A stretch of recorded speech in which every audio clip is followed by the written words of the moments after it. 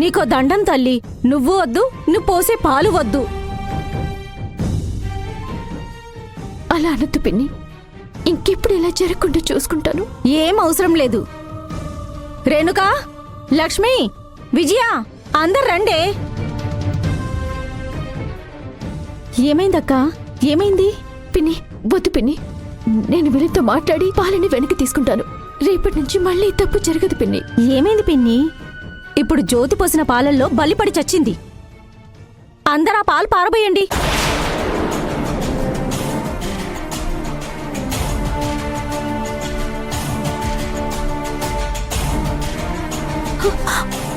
అయ్యో,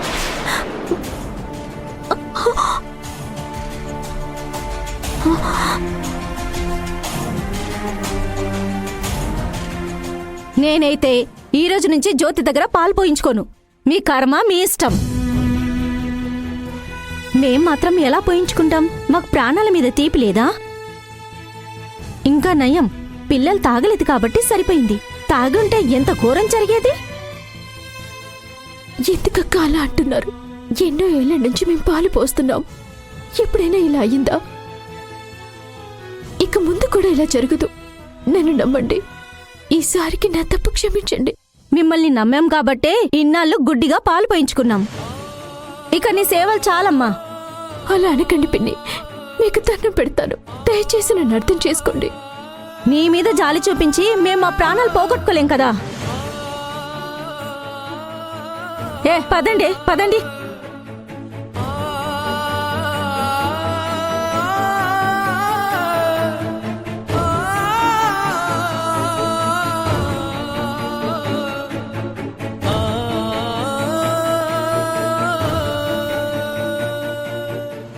రే, నువ్వు తీసిన వీడియో సోషల్ మీడియాలో పోస్ట్ చేయి. వైరల్ అయ్యేటట్లు చెయ్యి. జ్యోతి చేసిన తప్పు ఇంకెవరూ చేయకూడదు. అన్నా వద్దన్నా, ఆ వీడియో పోస్ట్ చేయకండి అన్నా, డిలీట్ చేసేయండి అన్నా. రే పదరా అన్నా, ప్లీజ్ అన్నా.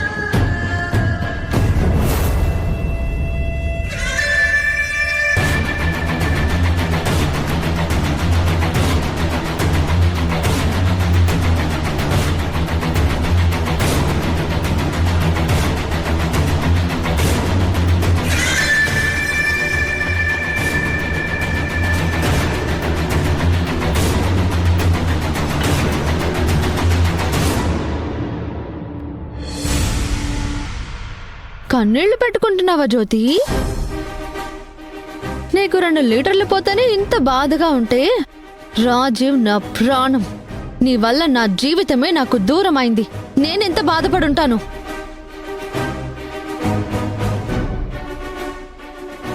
ఎంత కుమిలిపోయి ఉంటాను. అంటే ఇదంతా ఎస్, నా ప్లానే.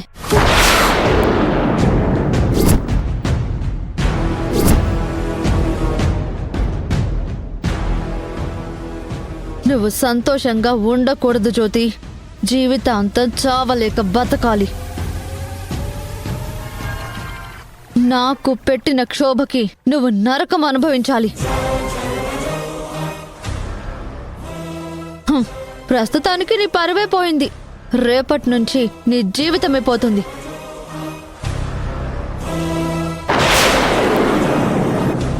ఊరుకునే కొద్దీ శృతి మించిపోతున్నావు శ్రావ్య.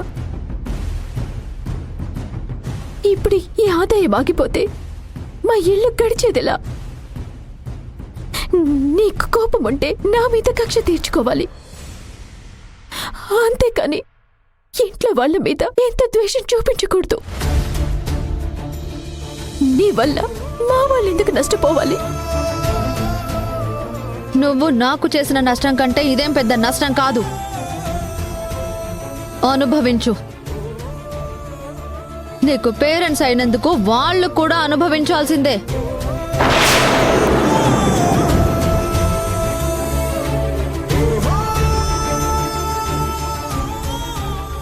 ఇది కరెక్ట్ కాదు శ్రావ్య. ఆ మాట నువ్వు చెప్పకూడదు. ఇలాంటి ప్రమాదాలు ఇక ముందు కూడా వస్తూనే ఉంటాయి. ఏది ఎటు నుంచి వస్తుందో తెలీదు. ఆ టెన్షన్తో నువ్వు నిద్రలేని రాత్రులు గడపాలి.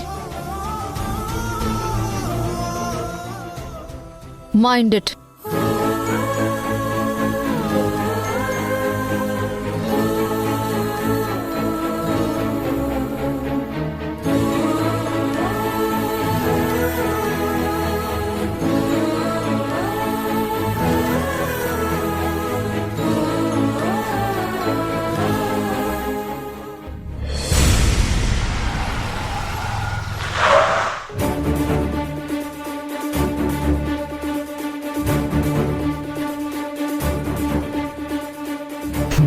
మాధవి, నేను నీ ఇంట్లోకి వేసే మొదటి అడుగు. శారద తన పిల్లల పతనానికి నాంది కావాలి.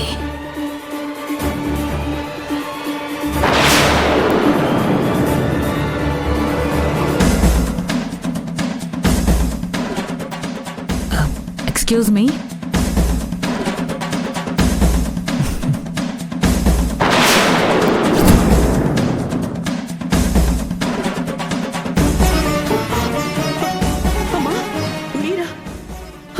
వాళ్ళెవరు నన్ను చంపడానికి వస్తున్నారమ్మా. దయచేసి నన్ను కాపాడండి అమ్మా.